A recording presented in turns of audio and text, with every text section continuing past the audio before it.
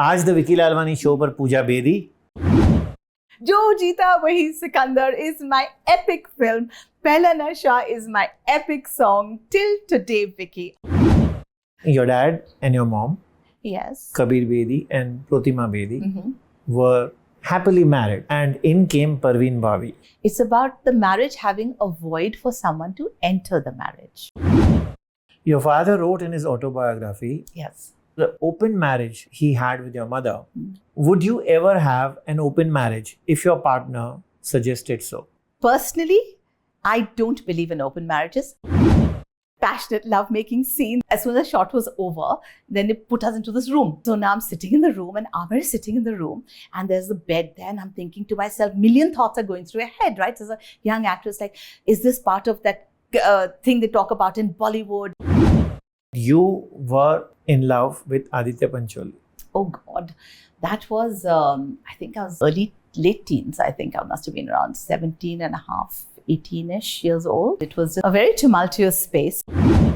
With me and Farhan, when we chose to get divorced, we married well, we loved well, we lived well, and we divorced well. We saw it coming, we worked at it a long time, and things don't work, they don't work.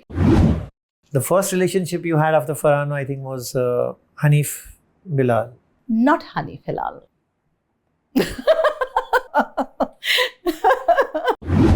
I was with Hanif for 3.5 years, 4 years almost, and it was wonderful the time that I was with him. I had an amazing 4 years with the man, and he was 12 years younger than me. क्यों गए big boss में? Maybe वही पूछ रही आज तक क्यों गई वो शो के अंदर. Maybe the only good thing that came out of Bigg Boss was Sky. You fell in love with him? Yeah, absolutely. I had called him for a casual meeting in those days when he was doing Kyunki. He came in this red car. He stopped it in the middle of the road, shut the car, and he said, "चल अंदर." आपने बीच में रोक दिया गाड़ी. That sounds like him. At times, do you have problems with your children in dealing with them, whether it's Alaya or Omar? I loved all my stepmothers that came in. There was Ishel who was there, then Nikki was next, and Parveen came next. So are you underlining that you and Manik will not get married? Underlining that we will never get married. No. No, never.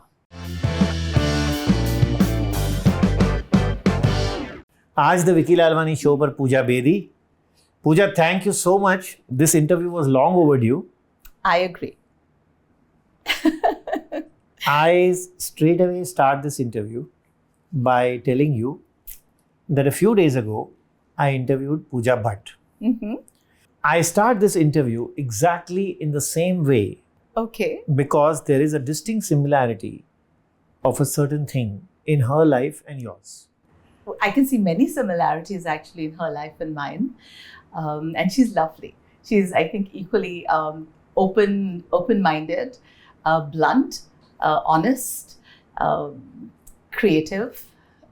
She's vivacious. She's also the product of a broken home. She's also been an actor. She's, God, I can just go on. She has an Alia in her life. I have an Alaya in my life. She's she's a Pooja Bedi. I'm a Pooja Bedi. So... But the factor which I'm stressing on is, and here goes my first question. Ta-da. Your dad and your mom, Yes. Kabir Bedi and Protima Bedi, were happily married, if I can say that. I think everyone is happily married until they are happily divorced or unhappily divorced. And in came Parveen Babi. Something very similar to what happened with Pooja Bhatt, when her father, Mahesh Bhatt, and her mother were happily married. Vicky, everyone's lives have their own trajectories, right? It isn't about the person who enters your life in a marriage. It's about the marriage having a void for someone to enter the marriage, right? It's about what you have expected in your marriage versus obviously the lack of something that is provided that leads to the eventual situation of people straying. It could be something within the marriage, it could be something within the individual, it could be various factors. It's never about the other woman. It's always about the couple because they have a commitment to each other, right? The woman, whoever it be, who walks into the space of a marriage, walks in because there's an invitation of sorts to walk in. The commitment is by the husband to the wife, not by that lady. It's for the husband or the wife, if the wife is the one who's straying, to honor the commitment that he or she has made within the structure of the marriage. So whether it was Parveen or whether it was somebody else, and it's the journey of their life. It's how they chose to live. It's how they chose to marry. It's how they choose to divorce. It's how they chose to take their lives from strength to strength. It's about them choosing to remain best friends, irrespective of anything, because of the children and because they respected each other. And I think for me, when my father got remarried to Susan Humphreys at that time, she's now changed her name to Ishal, to have her come during their honeymoon and stay with us in our home for a part of their honeymoon, to me, that is very special, because that shows incredible trust, love, care, togetherness, despite all odds. And I think that is the kind of stuff that should be talked about and valued and examined, not that who did someone have an affair with, but who were these people? Where was the void? And that, of course, is their journey. I think from a child's perspective, it's all about whether the divorce disempowered you as a child and how that made you feel. And my parents have never, ever made me feel unwanted, rejected, the cause of the marriage, or the cause for staying on and staying frustrated. And I really thank them for that. I thank them for being unconditionally supportive parents, loving parents, indulgent parents in so many ways. And our lives have just gone from 10 to 10. I loved all my stepmothers that came in. There was Ishel who was there, then Nikki was next, and Parveen came next. And, it's just so wonderful to share happy space. It's so wonderful to be able to go into your father's home and have a stepbrother and have so much of love, and to see him as your sibling, not ki, oh, सौतेला भाई है, सौतेली माँ है, as लोग अक्सर ये सोचा करते हैं, not थे, कि एक सौतेली माँ, कैसी होगी, एक सौतेला भाई कैसा होगा, and they dramatize those equations. And my stepbrother Adam, I don't even like calling him stepbrother. Brother Adam is an extraordinary, born to Ishal and my father, and Susan, and he's just, it's my family. That's the way I look at it. That's the same way I brought up Alaya and Omar also. So today Farhan is married to Laila. They have a son, Zan. It's family. Your father wrote in his autobiography, yes, the open marriage he had with your mother. That's their story, but that's not my story. So that's a question you need to leave for him and his interview. I was 5 years old when they got divorced. A 5-year-old just sees everything as a very happy place because the parents make it a very happy place. I'm with my mom, it's a happy place. I go across to Parveen Babi's house, it's a happy place. I meet Ishel when I'm 9 years old, it's a happy place. Susan, who is Ishel.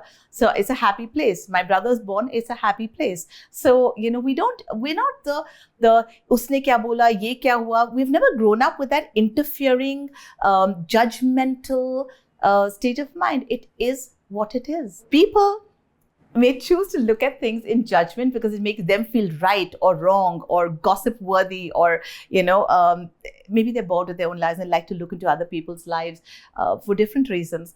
But that's just not our journey. We're just very busy leading our lives. So I will only view it through my lens, and I can only share that with you. View it through your lens and tell me that if you are getting married, say today, tomorrow, day after, would you ever have an open marriage if your partner suggested so? Well, let's just put it this way. I have been married, and I married Farhan Furniturewala. And I would personally, I don't believe in open marriages.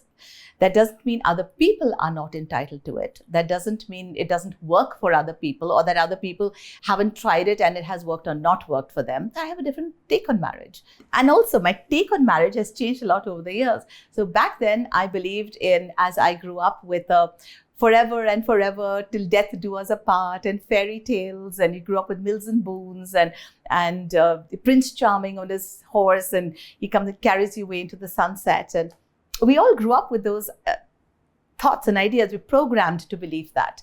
And so that was my marriage, and that was what I expected of it. And then when things don't work out, and you think also you're going to show your parents how to get it right. And you're going to tell them, Dad, Mom, this is how you actually make a marriage work. And then you get into a marriage and realize, okay, so maybe it's not a bed of roses, and maybe intelligent adult decisions do need to be taken. The question isn't whether he and me are getting along anymore. It's a question of, when we do choose to split, how do we choose to split? With what grace and dignity do we choose to carry ourselves and our lives forward? How are we going to not let this impact our children? Now, to me, marriage is about what I grew up with. So therefore, fidelity, loyalty, all of that is a part of that basket that I took on by saying, tick mark, I'm married today. However, today I'm in a relationship with Manik. And I've been engaged for 8 years. And people ask me, so Pooja, when are you getting married? Very excitedly. And I say, I'm not getting married. They're like, but you're engaged. And I'm like, yes. And they're like, so then when are you getting married? I'm like, no. Engagement is when a person puts a ring on your finger and says, I want to be married to you. Which basically is saying, I want to spend the rest of my life with you, by your side, as a companion, as your lover, as your husband, as a father of your children, as this, as that. That's basically what a man is saying, committing to you for a lifetime, right? The commitment is enough. After the commitment is made, all you're really doing is signing a piece of paper and getting the government involved in your love life. Because after that, it's a tedious process of paperwork, right? In the olden days, marriage was it was a sanctimonious kind of institution. And if you weren't married, eyebrows were raised. If you lived in, it was a sin. If you had children out of wedlock, it was considered absolutely shameless. And for a large part of society, that also exists today. However, things are changing over time. And people are looking at life and love and relationships and marriage through different lenses today. And they're being empowered to do so. So to me, when I look today at my 8-year relationship with Manik and me not wanting to get the government involved, and also it's so much easier because I've been married, I've been divorced, I have 2 children. He's been married, he's been divorced, he has his children, right? In terms of simple things, like in terms of your assets, here it's so simple. My assets go to my kids, his assets go to his kids. All right. I'm earning, he's earning. We're both independent. I don't need him for security and safety. He doesn't need me for financial security and safety. You'll have earmarked everything. We're very clear. So it's beautiful because we're literally together because we want to be together, not because we're bound to be together, and especially not under law. Our families love each other. My kids love him. I love his family. So for me, we're as good as together forever. And we wake up every morning not wanting to be on the bad side of each other because we can't take each other for granted. And we shouldn't take each other for granted. And I think being in this lovely space of engagement keeps us on our toes as well. So we're constantly still caring for each other in ways that married couples take each other for granted. They run over each other so much emotionally, mentally, physically, and all of that. And taking each other for granted comes a lot into the picture when you get married. And everyone said, Pooja, don't get married. The day you sign, something changes. And that was fear enough because what I share with Manik is so beautiful, and I wouldn't want that to change for anything. So you and Manik are living in? We're not living in. We're as good as married without being married. So he's based in Goa. I'm based in Bombay. And he comes and stays here half the month. And then for a few days of the month, I'll go there. Then we have space as well, which is very important because I think at the end of the day, it's at our age and stage, especially, there's so much we want to do with our lives. There are friends you want to meet. And it's not necessary that the friends he wants to meet, the friends I want to meet are going to be the same friends all the time. So it gives you space to breathe. It gives you space to have your own time out to do your hobbies and stuff that matters to you. And I think it's a very healthy space to exist and live and love and learn in. So are you underlining that you and Manik will not get married? Underlining that we will never get married. No, never. Because when we had asked you this question, I think in 2019, February 14th was the day you all chose to get engaged. Okay. And that time you said, yes, we probably will get married. Well, I think things change and thank God for that. The intention is to get married, and the reality of what marriage actually means to us it didn't fit our vision for what we want in life in terms of everything. I don't want to be contracted to somebody. I've been there, done that. I believe everyone should be married. I think marriage is a wonderful space to be in. It's just that I've been there, done that. I don't feel the need to do it again. Sorry for the interruption. अभी तक का interview I hope आपको पसंद आ रहा है, लेकिन आगे बढ़ने से पहले थैंक यू. आप सभी ने मेरे इंटरव्यूज को बहुत सारा प्यार दिया है, but I have been told कि आप में से सिर्फ 8% लोगों ने 8% लोगों ने इस चैनल को सब्सक्राइब किया है. What are you waiting for? Subscribe button दबाइए, बेल आइकॉन पे क्लिक कीजिए.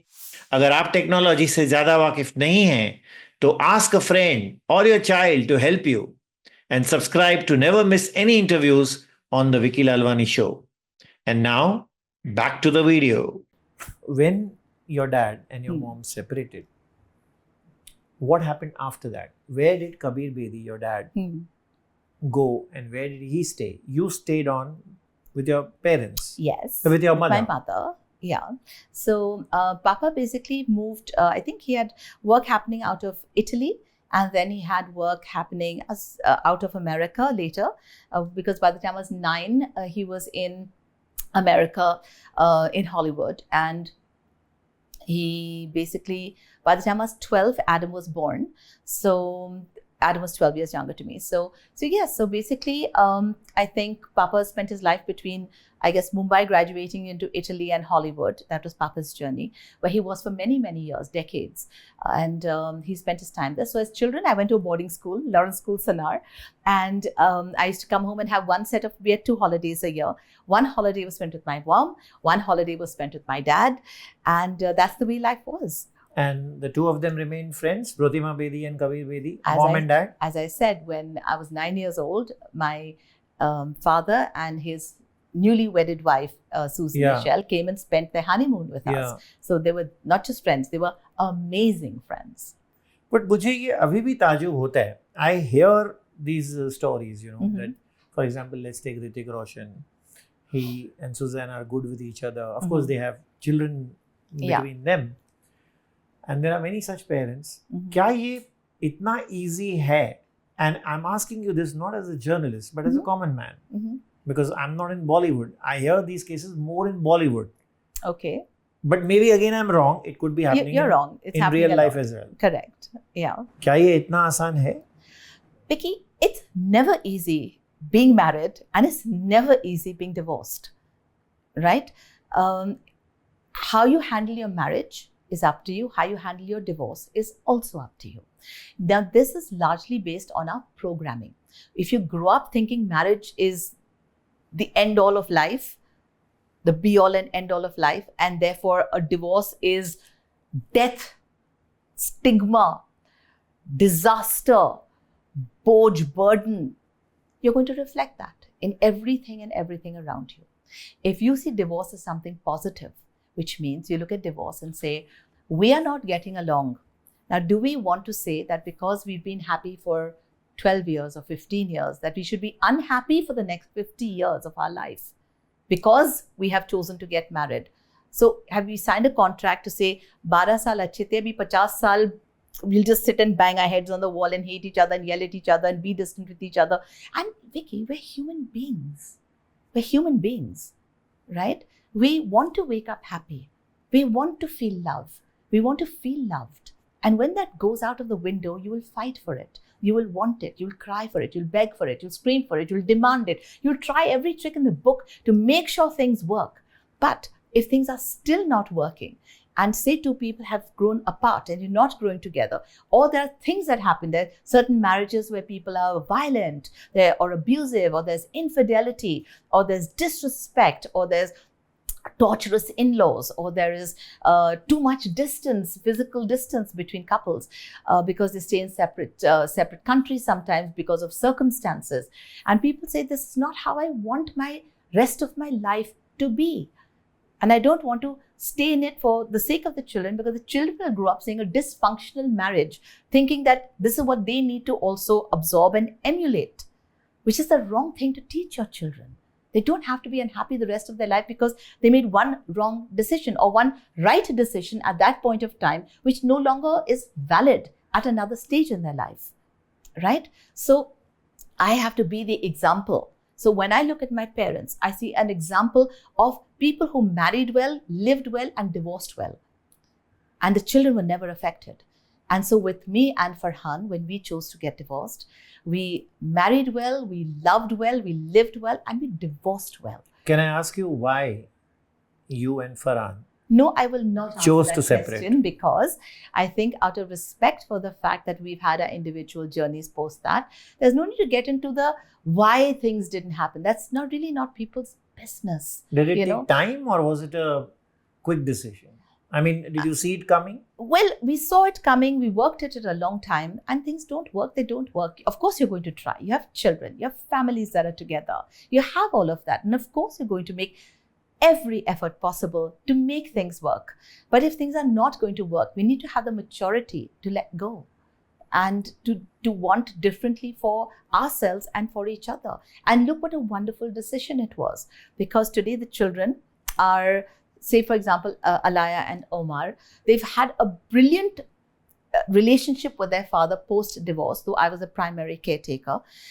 They have a wonderful relationship with Laila, who is his current wife. They have the most phenomenal bond with Zan, that is Laila and Farhan's son. In fact, a few days ago, Zan came over home for a sleepover. Credit goes to you here, It goes Pooja. to Laila as well. It goes to Laila, Of course yes. it goes to Laila as well. Goes to Because Laila. it's her son and she's entrusting the fact that I will love, care and trust for the son, and the same vice versa. My children go to her home and she gives them love and joy and warmth and care. Yes, You know, but generally जब शादी में लोग अलग होते हैं और बच्चे माँ के साथ रहते हैं, the mother, often most mothers ensure that they don't meet the father. That's because, again, of the narrative. We've been brought up to believe सौतेली माँ है या सौतन है या ये है या वो है. We're brought up with those stupid thoughts. And tell me, Vicky, what does that do? That only limits you. How is it empowering to think badly of someone who's bringing joy into your ex-husband's life? I mean, I'm not out there making him happy. Someone should make him happy. I should want his happiness. I should want for him to move forward, because you know why? Because if I enable him, empower him and cheer him on, he will do the same for me. If I'm sitting there in jealousy, in doubt, in suspicion, in anger, and holding on, being manipulative, he has every right to do the same with me. And I don't want to be in that space. So if I give him respect, he gives me respect. If I give him a cheering on, he gives me a cheering on. If I'm respectful of his partner, he's respectful of my partner, right? It's karma, it's karmic, it's what goes to and fro. So to me, it's very important as to how you perceive it. So if people in society think it's a bad thing, their headspace will be bad. The result will be bad. The outcome will be bad. And they'll keep wondering, why is it bad? Because that's what you are thinking and perpetuating, right? Which is my whole course, Limitless, that I'm doing right now. What is that? That is a course in helping people become open-minded and limitless, because the only thing that bothers you, attacks you, makes you sad, makes you angry, makes you grieve, makes you frustrated is your thoughts. And if you can just change the lens with which you view your life, you say, आसान है कि आसान नहीं है? आसान है. And that's why I'm teaching that in my course, so that people learn that they all say, कैसा करे? कैसे बने open-minded? कैसे बने free of all this? कैसे करे? कैसे बने? Now I just log on to my course, Limitless. Go to poojabedi.com. Learn. 12 modules, 12 courses. Everything is there. How to unblock, how to unlock, how to deprogram, reprogram, reinvent. You're already motivating the viewers. I hope so, because that's what I do. I'm a life coach. I'm a happiness and positive mindset coach. That's what I am today. And I love it. I love it. But that must have helped you as well also as a person so much. Well, Vicky, think about it this way. I am the 18th direct descendant of Guru Nanak Sahib. Okay, my grandfather, Baba Bedi, was an energy healer. He healed thousands and thousands of people through his energy work. My grandmother, Frida Bedi, there are 3 amazing books written on her life. She was a freedom fighter for India despite being British. She was inducted under Mahatma Gandhi. She basically had taken charge of the Tibetan refugees that came to the country. A large part of Buddhism that has spread to the Western world, including Scotland, is thanks to my grandmother. She is the highest ordained Buddhist nun in the world. I mean, my mother was into her religion and her spirituality, and I grew up with Osho, Karl Marx, Jung, Freud, all these big philosophers and really intelligent, articulate, open-minded individuals, sort of a part of our conversation at every point of time as growing up. So I'm a product of that. When people meet me sometimes at a party, or they see me at an event, or they meet me at an airport, and people come up to me from the time that I was writing my Times of India column called Heart Chakra. And it was the leading relationship column of Times of India. I wrote it for 18 years. You wrote in several newspapers. I wrote in several newspapers, Times of India for 18 years with this particular column called the Heart Chakra. And I used to walk into banks, and people used to be pulling that out of their drawers and saying, "Ma'am, my life changed with this article that you wrote." I was at a supermarket, and this man comes up to me and says, "Ma'am, my friend was on the verge of suicide. I sent him that article that you gave me, and ma'am, his whole life has changed. Today, I speak at, say, Vickey Flow and Y Flow and EO and all these different other corporates, and I go do my speaker sessions with them. And I have people writing into me saying how their entire lives have changed for those 2 hours that I sat and spoke to the audiences, and how their mindset has flipped and shifted in some way. It may not happen to 100% of the audience, but even if 5% or 10% or 20% of an audience is impacted, can you imagine how much better their lives become? People think happiness is a mood. That if I get this, I'll be happy. They think it's a mood. Happiness is not a mood. Happiness is a practice. It's a daily practice. Want to know how? Sure. Log into Limitless. Log into poojabedi.com. Learn.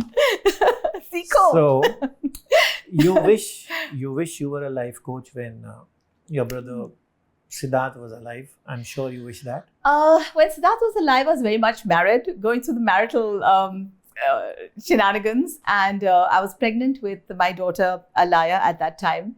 Siddharth passed away when my daughter was 4 months into my stomach, 5 months into my stomach, and she was. It was very difficult for me at that point of time because Siddharth passed away. He was schizophrenic, and I think for me, a large part of trying to understand mental illness also started around that time, when I wanted to understand more about this chemical imbalance, or was it a entity possession, or was it because there's so many different ways to look at schizophrenia today in modern science and alternative sciences and all of that. And so it was very natural for me, somebody who'd already been brought up a certain way, the child, the grandchild, and the great-great-great-great-grandchild of people in my lineage who've had amazing journeys and thoughts and philosophies, which I've grown up with. So for me, I think the journey of understanding more started then. Formal courses. I've got diplomas in neuro-linguistic programming in the California Hypnosis Institute of India, done 6 levels there, trying to understand regression therapies and all of that. I've done Jay Shetty's course. I'm a certified life coach from him as well. I've done energy work. I've done 3 levels of Usui Reiki, Karuna Reiki, magnified healing, shamanism, soul temple, heal your life. Got certifications, some diplomas in the others. I'm very interested and I want to learn. And when I do my courses, I amalgamate all of that and I put it together. And I see how best can I put all this information out and help change people's lives. Because Vicky, when I look around and I see people who are so sad, people are frustrated, they're angry, they're sad, there's mental wellness issues, there's all of that going on. And people want to get better, but they don't know how. They don't have the tools. Everyone says, मैं बदलना चाहता हूँ, मैं अपनी जिंदगी को बदलना चाहता हूँ. But how? That's what I teach. And I look at the world and I say, I can complain about the world and how people are sad or miserable or pessimistic or corrupt and all of that. And I can look and get angry, or I can look and say, you know what? I have tool sets. Let me create something beautiful. Let me share it with them, because every life that I change will change 10 lives around them. And that's how I can be proactive and shape the society that I'm a part of. That's how I look at it. Do you recall the day when the tragedy happened with Siddharth? I was in Bombay actually at that point of time, and Papa was in America with my brother Adam, and I got a call basically saying my mother ran to the room and basically told me about how Siddharth had decided to take his life, and he'd been talking about it for a while, and he was in therapy and he had psychiatrists who were handling him. but you don't expect something to actually happen, right? And of course, got the next flight out, went to America, and kept myself very calm and stable, because after all, I am pregnant with a child, and you can't let the shock of that or the emotions of that run through the system and affect the child in any manner. So I kept very calm and had my rescue remedy drops, as the Bach flower remedies, and all of that. And after I think Alaya was born, I allowed myself to then start processing the emotions and dealing with the loss of Siddharth, and even allowing myself mentally to visit that space, because it's in fact, just yesterday was his death anniversary, and so to me it's a very special bond, obviously, that I shared with my brother. It's a journey he took, it's a life he took, and and we're the people he left behind, who absolutely loved him. And he was this bright, incredible human being. He graduated Carnegie Mellon, with honors, and he was at that time, back then, part of computer sciences, and wanted to get into developing programs on computer. And his suicide note said, "This is such an exciting age we live in, and I hope that if there is rebirth, that I come back with the faculties to be a tech genius." And then he said, "That's a cute message for me." And he had left a suicide note. He left a suicide note. He'd left all of that. So so I allowed myself to process those emotions later. Of course, Papa has now written about in his book, Stories I Must Tell. So yeah, I mean, it's a journey. It's a journey that ended, and a new journey that then begins going forward. I have Adam. Adam is still my brother, and he's still there. He's in America, though, so we don't get much time together. We plan to get him down this New Year's to celebrate with us. Let's see. Fingers crossed. There must be a lot of anxiety at home, because he'd already said a couple of times that he would end his life. Well, when people are going through difficult spaces, the family can only do what they can do with the knowledge they have, the resources they have. And back then, there wasn't really very much known about mental wellness. There wasn't enough awareness back then. And I think in those days, people just swept it under the carpet, because anything to do with the brain was considered pagal ho gaya hai.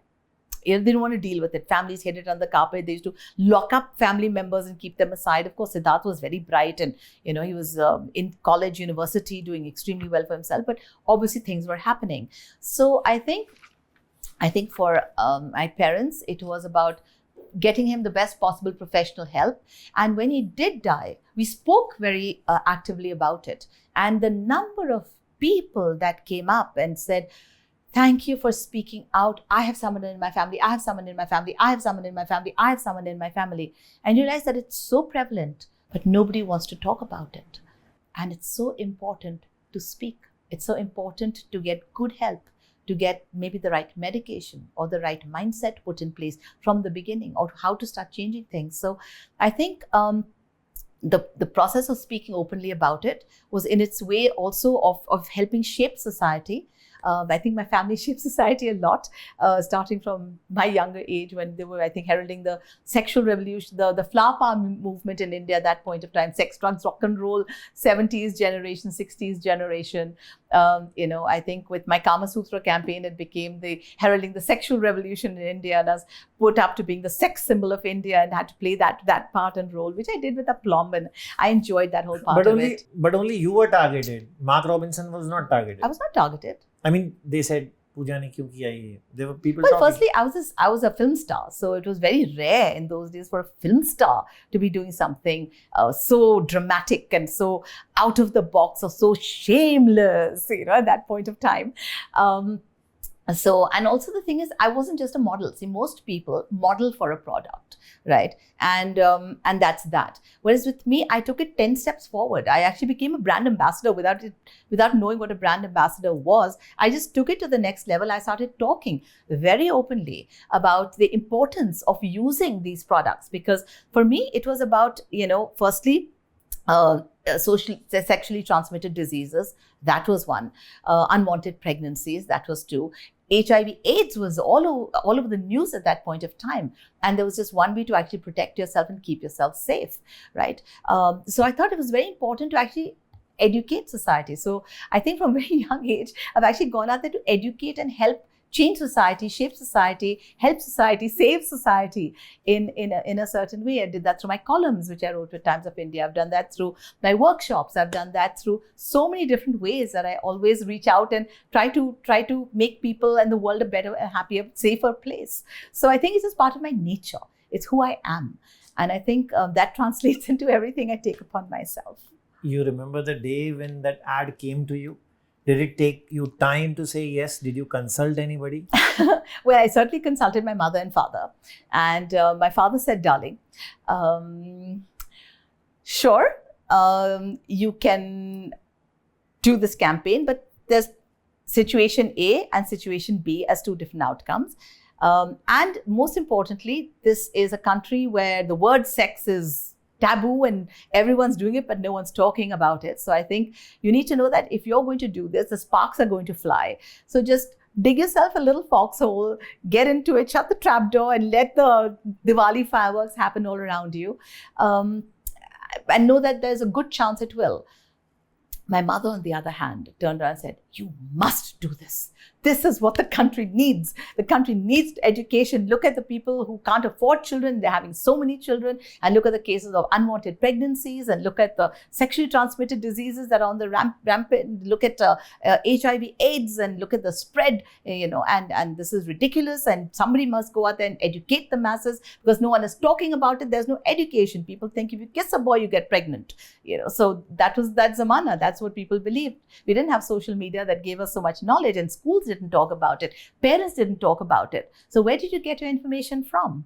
You couldn't. So therefore, if somebody is out there telling you about it, telling you the reality of situations and how you can protect yourself, it's empowerment. So that's so my mother was vehement that I should do it. So basically, I did it, and I've never regretted it ever. It was, I think, one of the nicest and best things, and one of the most wonderful campaigns that I did. Yeah, these wrong beliefs were always there. I remember I was in 7th standard or was it 6th? And there was a program happening in my school and there was a magic show going on. And this guy who was doing the magic calls me, you come here. I'm going to perform some trick. And he gave me a glass of milk to drink. And I drank it and he performed the magic trick on me or something. Everybody clapped and I went back to my queue of my students where we were all lined up. A couple of guys from our class came and told me, now you had it. So I said, what happened? I said, now you're going to get pregnant with this glass of milk. And trust me, for a day or two, I was very scared. Yeah, you would be, because back then, I mean, anything was possible because we had such fertile minds and lack of information. If I think of Pooja Bedi, I first, of course, think her as an actress. Really? Yes. Even today? Even today. My marketing isn't good. I need to better my PR skills and being a good, because positive life coach. What the hell? You did a film which is written on the forehead. Jo Jeeta Wohi Sikandar is my epic film. Pehla Nasha is my epic song. Till today, Vicky, I walk into a shop, I walk into an event, I walk into restaurants, I walk into nightclubs. They will play Pehla Nasha. वो आपका ringtone था. It was my ringtone. सालों के साल. Yeah, I agree. And it's something that I am so grateful for because I have been remembered over and over and over and over and over again because of Jo Jeeta Wohi Sikandar and because of Pehla Nasha. And in a era where being seen and visible and being relevant is so important today, right? To get the eyeballs for whatever you choose to do. I can't thank that part of my journey enough. I saw that film again recently. It had released, re-released, whatever. Yes, it had. And I went to see it again. And I enjoyed every bit of it. So I went for the re-release with Mansoor Khan, and a guy came up to us and he had a ticket with him, a 7 rupee ticket. First day, first show of Jo Jeeta Wohi Sikandar, and he gave it to me. Wow. Is that amazing? That is something that really touches my heart, that people cared so much, that they kept it for like 30 odd years with them. And one day they get the opportunity to come to a rerun and meet me in person and actually give me something they've kept so preciously. I think to me that was really, really very, very special. And you took it from him? Of course. I thanked him. He had 3 actually. He gave me 1. So you stored it well, I hope. Of course. But how was your experience in that movie? Because that movie underwent a lot of changes. I think it was almost shot twice. I think it was 60. I think from what I heard, it was about 60% shot. And then me, Deepak Tijori and Aisha Julka stepped in and played our happy parts and fit the character now that Mansoor was thinking should be portrayed in this manner, and sort of resonated with the energy of what he was intending to create on cinema. And we had so much fun shooting it. We had so much fun. I had one scene still with Milind. So Milind was still there when I entered, and I shot one scene with him and then he got replaced. So, and then Deepak Tijori stepped in. Devika's role cannot be forgotten. Thank you. It was a very prominent role. Yes. There was a rumor, I think soon after the film. Why do you hear all the rumors? Well, I think it was... You have your antenna for rumors. I don't know if it was a rumor or if it's the truth, and perhaps you can say as honestly as you always do. Tell me. That you and Aamir Khan were attracted to each other. You've got to be kidding me. You've got to be kidding me. I'll tell you something really funny, okay? I'll tell you a really funny incident. So, on the sets of Jo Jeeta Wohi Sikandar, of course, there was this childish pranks being played all the time. He'd give me some coconut water, my tongue would turn blue. When I sit in a chair, he'll pull the chair from behind you. I'll be making pranks, he'll be doing pranks. All of us, we're very young, we're all teenagers, right, at that point of time. So it was a very different era and time and space in our lives. And during the shooting of this movie, Aamir was doing another film with somebody called Sonam. She was an actress back then. And Sonam got married to some Rajiv person right. and exited the industry. And he panicked. He said, Pooja, please, there's this guest appearance role in this movie called Aatank Hi Aatank. Will you please do this role? Because Sonam has left and we need the role filled. And I said, sure, Aamir, this, that, and the other. So I was playing them dacoit's daughter and everything else. So I accepted, did this guest appearance role in Aatank Hi Aatank. Now, in Aatank Hi Aatank, there's a scene that never got aired. Okay, this scene is a passionate lovemaking scene between Aamir and me. Okay, so So I'm almost being raped by the bad guy, and Aamir comes and rescues me, right? And it's raining and all of this, and he comes, he fights off the bad guy, and he picks me up and he takes me to safety. And as he takes me, and I'm all wet and everything else, and this passionate lovemaking scene that was shot back then. In those days, you didn't have these kind of scenes. And I mean, shooting in Mud Island, and so we're shooting near Film City in some bungalow somewhere there. So now in those days, they had makeup vans, and no one went back to the vanity van. So we were just shooting in a big villa, and then as soon as the shot was over, then they put us into this room. So now I'm sitting in the room, and Aamir is sitting in the room, and there's the bed there, and I'm thinking to myself, million thoughts are going through your head, right? As a young actress, like, is this part of that thing they talk about in Bollywood, and what should I be expecting? And you're getting a little confused and fearful. And Aamir is sitting there in silence. I'm also sitting there in silence, because they went and they shut the door. And Aamir looked at me, I'm looking at Aamir, and he looks at me and says, want to play chess? So I say, Aamir, I'd love to play chess, because he and me used to play a lot of chess. So he called that to boy, chess ka set leke aao. And he got the chess set and put it on. It's like, sigh of relief, that he was a decent guy. He was a good man. He was not one of those dirty co-stars. He was a good human being. So, so it was a sigh of relief. Also, I was dating Farhan at that time. My husband. I met Farhan when I was 20 years old.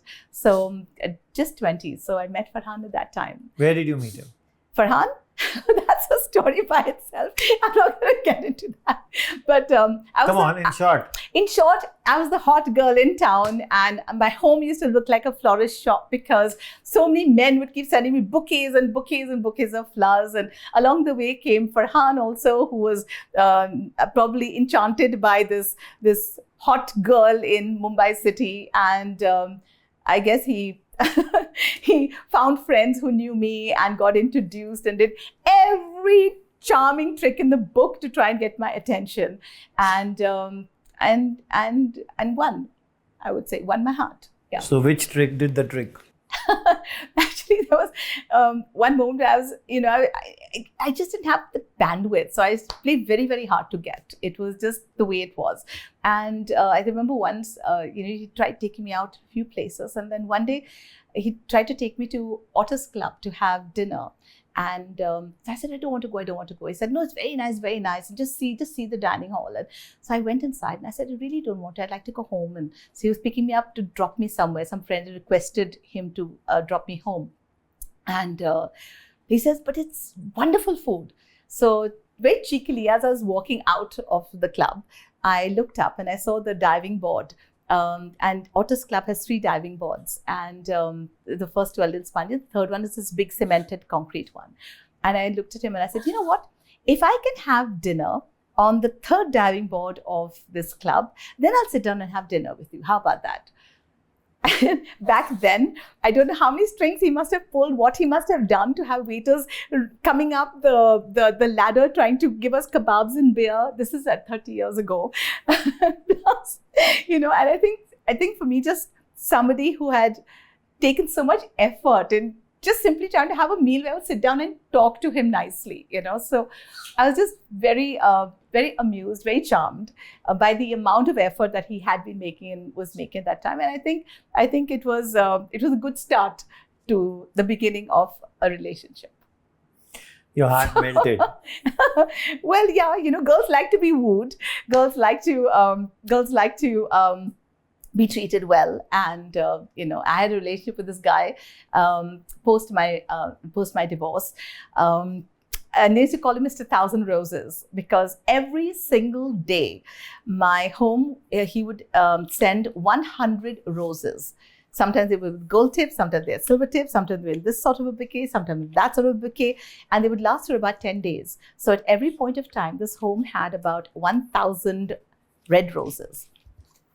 And who was this guy?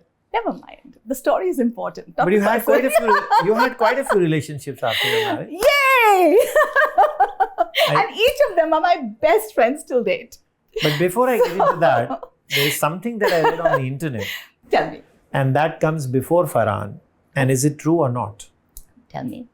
That you were in love with Aditya Pancholi. Oh God.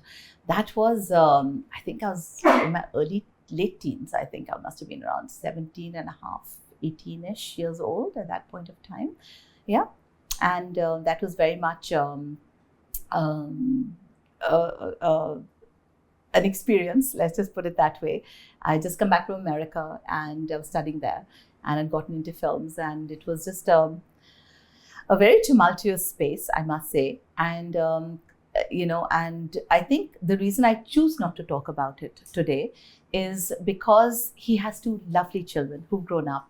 And I don't think it's really in good taste to keep talking about things that, people know. If they want to read, they'll Google it. But it's not fair to the children to have this brought up again and again and again. So that's why I choose not to talk about it. But kabhi-kabhi yaad aata hai wo daur? No. I mean, everything in life is a memory. Everything is something you learn from. And I think at the end of the day, it only makes people stronger and wiser. And I think that's important as the outcome. You never met him after that? I mean, I bumped into him from time to time. It's the same industry. So at some point you will obviously bump into someone at an event or an occasion. You can sort of be civil and look away and walk away. Okay, you wish you exchange pleasantries. I mean, not pleasantries per se, but I mean, you can be civil. Let's just put it that way. And the first relationship you had after Farhan, I think, was Hanif Bilal. Am I right? The first relationship after Farhan was not Hanif Bilal. That's not an answer. That is an answer. Okay. The sub question. Then who was it? Come on, you have been vocal about your relationships. Listen, I have been vocal about my relationships, but it's different when people are single, but then when they get married and then they have their children, and maybe the children don't know, and they're growing up, and then there's a celebrity in question. So it's not it's not and it's not relevant to my storyline, so to speak. Yes, the important thing is, did you have relationships? Yes, I did. Did they work out? No, they didn't. How did you handle them? Well, I'm great friends with all my exes till date. My fiance, Manik, is great friends with all my exes. I think that's amazing, right? That's the story, not the who and the why did it break up. Relationships break up for multiple reasons, Vicky, you know. Some break up because of an infidelity, some break up because of a lack of traction, some break up because it just, works its way through life, and you just realize that you want more for yourself in life, or that, it's and I'm learning, I'm growing, so I'm not the same person I was at 15. I'm not the same person I was at 25. I'm not the same person I was at 35. Today I'm 56 years old, right? And I don't resonate with that version of me. I respect and love that version of me, say at 20, but I would not make the same choices today. So I'm really happy to have made those choices while I was that age. I learned, I grew, I loved, I shared, I cared. I continue to care. But that part of my journey is over, right? And the new journey awaits me. And then every time I break up, I drown myself in sorrow for about 1 week, because I have to process. I mean, it's unnatural, right? That a relationship should break and that you will not feel sad, right? So and most people say, kuch nahi, I'm fine, I'm okay. And then they'll grieve a little and go through those processes. I don't believe in that. I believe I must experience the sadness fully, because I'm human, and it would be abnormal to be okay about it or to feel good about it. It's not possible. So I'll listen to sad songs, I'll watch sad movies, I'll do whatever it takes to bring the sadness out of me. It's like if you take a ball and push it underwater, Vicky, as much as you try to push the ball underwater, the moment you let go, the ball will come shooting out of the water, right? It's the same with our emotions. So we have to acknowledge it, process it, and let it go, right? And that's what I do in my relationship ending. And then when I'm done with the grieving and done with just getting it out of my system, I can't wait to be happy again. And most importantly, I can't wait to see who's next. I can't wait to see which amazing human being will now enter my life. A lot of people who break up say, I'll never fall in love again. I will never trust a man. I will never, that's okay. That's your journey, but that doesn't have to be mine. I don't want to live in bitterness, in regret, in anger, in rage. I believe I deserve love. I believe I deserve kindness. I believe I deserve a companion. I believe I want someone I can cuddle and kiss with and hold hands with and watch movies with and walk on the beach with and laugh with and share with. I deserve that, right? And I thank whoever was in my life for giving me that while we were together. There's no reason to hate them for the same things that they got beautifully into my life, just because we are not a couple anymore. Maybe a chapter's lasted me 8.5 years, like it has with Manik, right? 9 years now.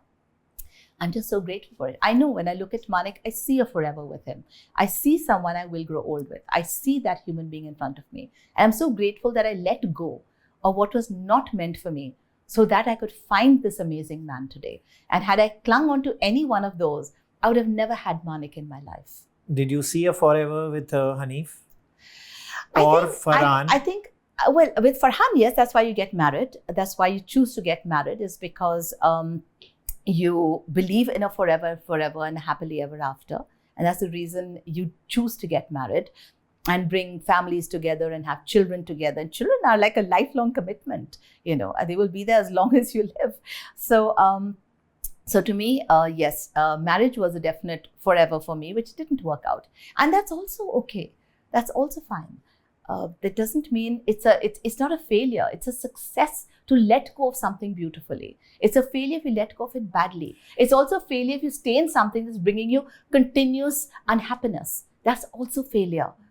But in Hanif, you didn't see forever.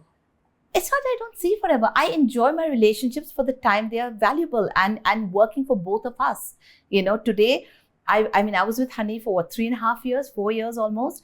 And it was wonderful the time that I was with him. I had an amazing 4 years with the man. And he was 12 years younger than me.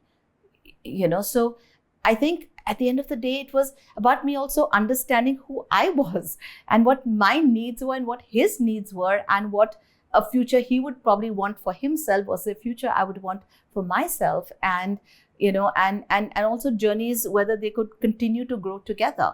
And sometimes they can't, because sometimes you're also growing in different ways. And it's not about holding on to someone or controlling someone or limiting someone. It's also about saying, you know what, I think it's time to just part ways. So we're both free to pursue new things in our life that may bring us more joy and better outcomes. So I think you need to be mature about things. You can't just be selfish and or clingy from both sides. It doesn't work. I genuinely respect your thoughts, and I knew what kind of a person you are. Oh. Because I know you since such a long time. So this interview, what it is going to give me and what the answers are going to be also, I honestly sort of knew, but I would still ask, the next chapter in your life was a guy called Dwiti Vikramaditya. 18 months. What happened there? Wonderful guy again. Wonderful guy. Extremely well-traveled and fun and brought a lot of different things into my life that were just beautiful and wonderful. And he's a very private person, so I'd like to keep it that way. And then you went to Bigg Boss. And I went to Bigg Boss. Yeah, oh God, what an experience that was. क्यों गए Bigg Boss में? Maybe वही पूछ रही आज तक क्यों गई वो show के अंदर. Maybe the only good thing that came out of Bigg Boss was Sky, and the fact that of course I met Juhi and I met Sunny and Rageshwari, my best friend, was in it. So there were, and I think there was Lakshmi. There was actually it was a fun exercise for me actually to have gone through, because I realized how important it is to have good therapy sessions to get over trauma. Because I think Bigg Boss was one of the most traumatic experiences you could actually be put through. And in India, there's no buffer. So I believe that in the West, when you go through a show like this, when you come out, you're given counseling for like a few days, and then you're released out into the world. Okay. Because it's like a little goldfish bowl, right? And the same people and the same dramas and the same. There's no stimulation. There's no books. There's no pen and paper. There's no television. There's no music apart from that little thing they play in the morning. There's just nothing, and there's just each other and people fighting for screen time and footage, and therefore the only way to have screen time is to basically be controversial and to pick fights. And so then you're constantly trying to avoid fights because you don't want to play those games. And it becomes like you're walking on eggshells a lot of times and dealing with egos and dramas. And it's just, at some point, you just can't wait to get out. You said Sky was the best thing that happened to you in Bigg Boss. Well, one of the best things. You fell in love with him. Yeah, absolutely. We had, again, a 3-year plus relationship. And that was quite a different experience. He's, I know you all see Sky as a bad boy and, all of those sort of, his personality is a certain way, but he's also extremely affectionate and he's very spiritual. He's highly spiritual. In fact, I think a large part of my spiritual journey has actually begun through Sky. He's highly connected with the universal energies and the things he says. And we have had some really incredible energetic experiences, simply walking through doors and things happening. And, things started changing in my life a lot actually after Sky walked in. And, and it was fun. He's a fun person. And he added a lot of humor, a lot of drama, as would be expected with him. But he's a sweetheart. And again, we're still friends till date. But it didn't last. Hua kya? Why again? Hua kya? How the important fact is hua or फिर नहीं hua. And then we moved on, right? That is the important thing. And you drowned yourself again for a week with sad songs and sad movies. Probably not in that case. Probably. I'll tell you an experience I had with him. So I had called him for a casual meeting before an interview. So he said, chalo. In those days when he was doing Kyonki Saas Bhi Kabhi Bahu Thi, आता हूँ मैं और वो लंबे बाल और वो चोटी और वो. So we were supposed to meet at McDonald's, Linking Road. He came in this red car. He stopped it in the middle of the road. I was just waiting outside the McDonald's outlet. He stopped it in the middle of the road, shut the car and he said, चल अंदर. बोला यहाँ बीच में रोक, right in the center, आपने बीच में रोक दिया गाड़ी. That sounds like him. That sounds like him. And then there's me, park on the side, you know, be disciplined, be well-mannered, be nice to people, be nice to this. So it was very interesting. Sometimes they say opposites attract also. Sorry for the interruption. अभी तक का interview I hope आपको पसंद आ रहा है, लेकिन आगे बढ़ने से पहले थैंक यू. आप सभी ने मेरे इंटरव्यूज को बहुत सारा प्यार दिया है, but I have been told कि आप में से सिर्फ 8% लोगों ने 8% लोगों ने इस चैनल को सब्सक्राइब किया है. What are you waiting for? Subscribe button दबाइए, बेल आइकॉन पे क्लिक कीजिए. अगर आप टेक्नोलॉजी से ज्यादा वाकिफ नहीं हैं तो आस्क अ फ्रेंड और your child to help you and subscribe to never miss any interviews on the Vickey Lalwani show. And now, back to the video.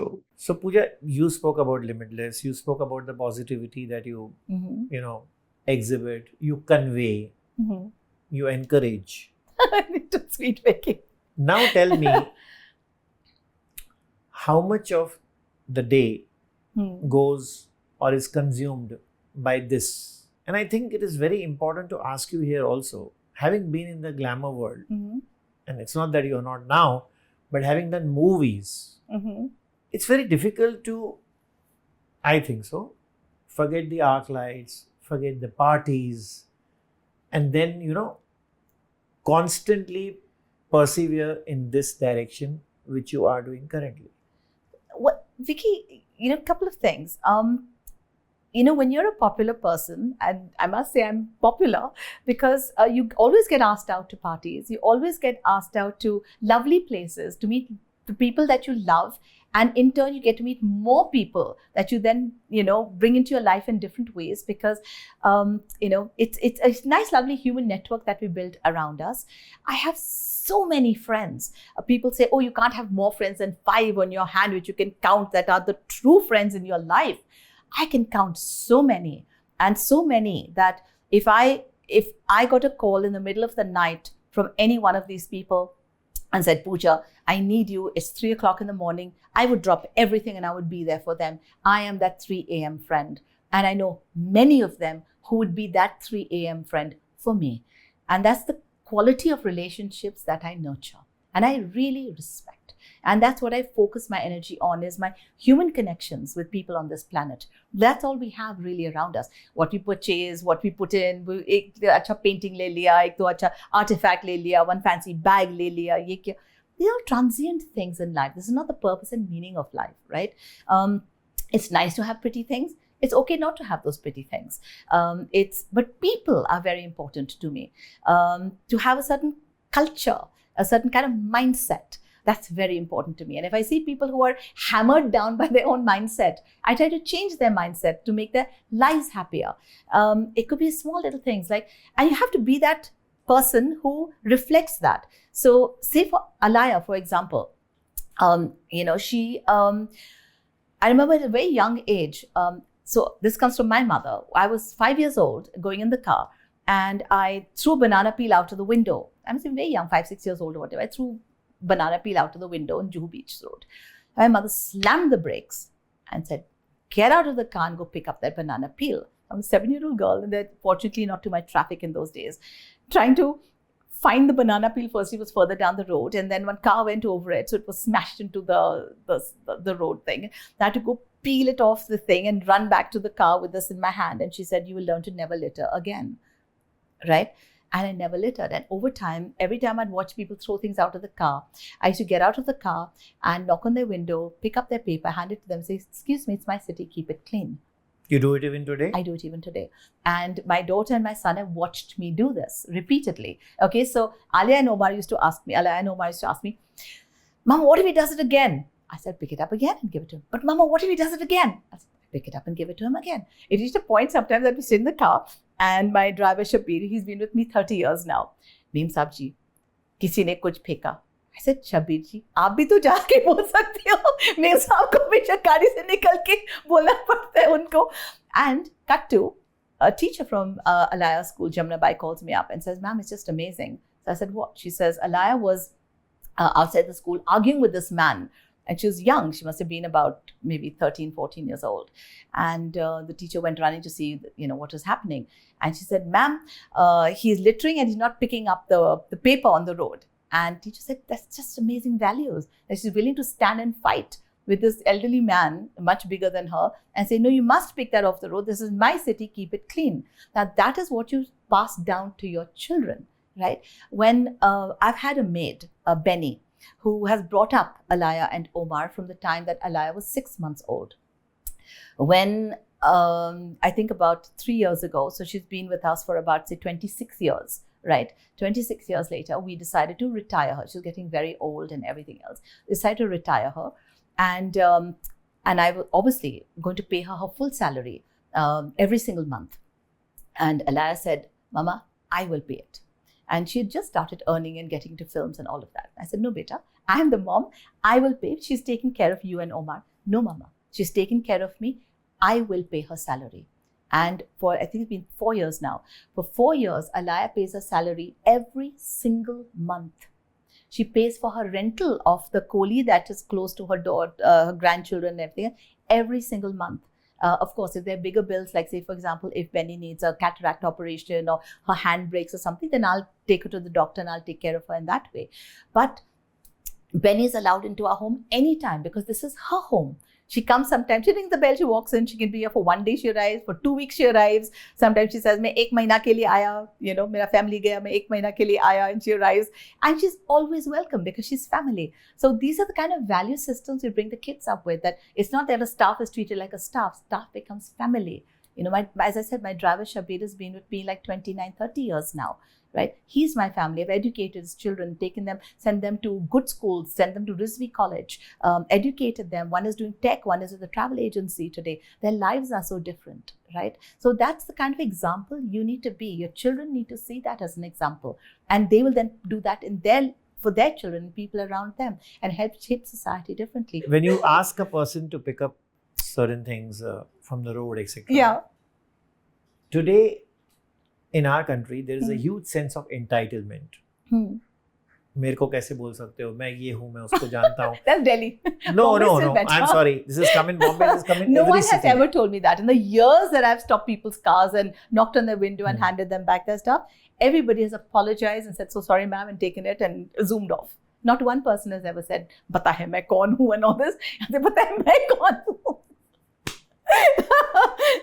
In touch with any actors or actresses from the industry? I don't see them as actors and actresses. I see who worked with you earlier? I see people as my friends, and I hardly did any films. By the way, I literally had 4 or 5 films to my credit before I zoomed off into holy matrimony, and then post that, of course, all the reality TV that I've done. The exciting parts for me were challenging my limitations and my boundaries. Vicky, for example, doing a Khatro Ke Khiladi, jumping off helicopters into freezing lakes, lying in a pit with 100 snakes, or having 200 rats put on my body, or being buried underground. These are bungee jumping head first, 12 floors, like swinging like a pendulum. These things to me are the exciting moments of my life. Things have challenged me, tested my limits, tested my boundaries, tested my courage. These are the exciting things for me. Your daughter and son must be on tenterhooks when you went for that show. They were also very small at that time, but I must say I brought them up with resilience. I brought them up with adventure. I brought them up to be strong in so many different ways. Today you see a generation which is so fragile and hypersensitive on so many levels. Everything to them is on mental wellness. They're so fragile that everything seems to tip their balance. In our generation, we took so much and we turned out really strong and okay. We handled things. We were resilient in so many different ways, which the resilience, I feel, is lacking. And if they don't like something, to just label it toxic. If they don't like the way you parent, you're a toxic parent. They don't like the way the teacher shouted at them in school, it's a toxic teacher, a toxic schooling environment. If a friend doesn't agree with them, it's a toxic friendship. So you have to be in agreement or it's toxic. And it's really sad that we're shaping a generation by giving them so many liberties and freedom that actually we are crippling them in so many ways. Now there's a new ring come up with the anti-anxiety kinetic jewelry is what they're calling it. For people who have issues with mental wellness, or they have issues with staying calm and have panic attacks and all of that. And they have jewelry called kinetic jewelry, whether it's rings or bracelets and all this stuff to keep them calm, to keep them calm, to keep them calm. I actually find that quite disturbing, because that means there's that number of people and we have to actually find out why.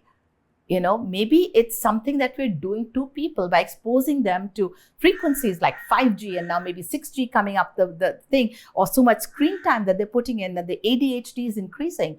And what are we doing to society that's creating this volumes of people that are panicked, that are not resilient, that are struggling with wellness on so many levels. They're hyperproteining their bodies, overproteining their bodies because they think that's fitness. They're putting creatine into their systems. Nobody's living naturally anymore. Everyone's trying to be something bionic, which is completely alien to being human. They're not enjoying their human journey. They want to be robots, disconnected from society, into their computers, into their phones, into everything, insular, not social. They don't go out in nature. They don't experience beauty of sunlight on their faces. They're wearing sunscreen to protect themselves, protect everything. And I can't understand how humans have done that to humans. Because essentially we created all of this so that the generation of today would indulge it. And therefore, I think today suffer it. At times, do you have problems with your children in dealing with them, whether it's Alaya or Omar? Both my children are super into their fitness. They love the outdoors. I take them ATV. As kids, we used to go out in ATVs and go up mountainsides and trekking and swimming and all of that. So I've really kept them exposed to the outdoors, loving sunshine. Yes, they use technology. They're not obsessed with technology. They have good, active social lives. I like to believe that they're well-rounded and well-balanced. I think every parent would like to believe that about their children, but I actively work towards it. And I know that they're both really good humans who actually go out there to care, to share, to spread joy, to spread happiness. They do whatever they can in their power to help others. And I think these are really good qualities for me to see as a parent in my children. You don't see that those eruptions, which we see in today's children, being hypersensitive, reacting to situations in a little adverse way. I have to say, I think my daughter, for example, Alaya, it's natural for children to shout and get upset and all of this. It's abnormal if they didn't. If a child did not have a fit on occasion, I would say something is wrong and they're suppressing their emotions. It's very important to be able to communicate. The question is to learn how to not blow up and how to handle it and say it nicely or to communicate it differently, right? And that's always work in progress. Even I'm learning that. Sometimes even I explode and I have to control myself and say, no, Pooja, you teach this. Where's the pause? And then I'll do the pause and I'm fine, right? So it's a question of always putting it into action. I think with Alaya particularly, I'm the only person in the world that can trigger her. She's so calm and so relaxed and so at ease and so in control of everything in her life. Everything in her life is like clockwork and beautifully designed. Her calendars are color-coded for the day, for the week, for the month. She's got her routine set. She wakes up, she does her yoga, she does her meditation, she does her chanting, she does her workout, she does her shoots, her whole life is programmed beautifully. She has it all set. It's only the mother who can come in and throw her off balance. Say, Mom, who is only you that triggers me, So, and your son, Omar? He just sits there, he's shaking his head. No words.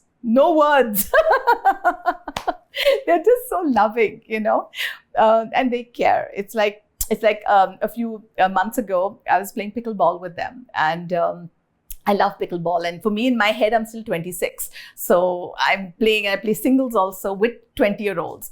And I got 2 meniscus tears in this knee, 1 meniscus tear in this knee. And of course, Alaya is the kind who, you must go see a physiotherapist, and you must do this, and you must do that, and you must take it easy, and must do this, and must.